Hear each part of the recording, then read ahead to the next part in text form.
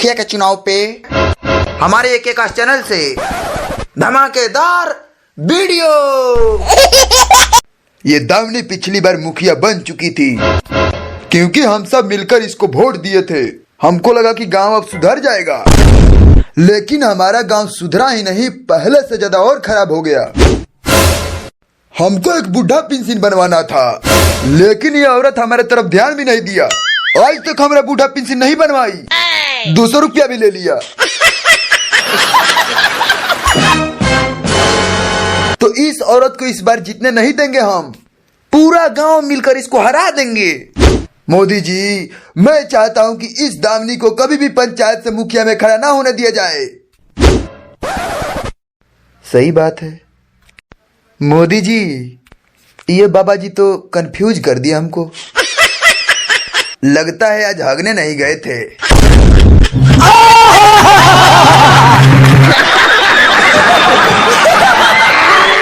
अबे ये सनी देओल पगला गया है का? हगने पादने का बात कर रहा है ये? कब से देखा जा रहा हूँ कि तू गंदी गंदी पादे मारे जा रहा है। तेरे साथ गाड़ी में आया था, पूरे गाड़ी में तू पाद मार मार के महका दिया था। अबे बाबू, आज तो मैं मूली का पराठा खाया हुआ था, इसलिए मैं पाद मार रहा था। और ऐसे ही ज्यादा बोलता रहेगा तो आज तेरा मुंह फोड़ दूंगा।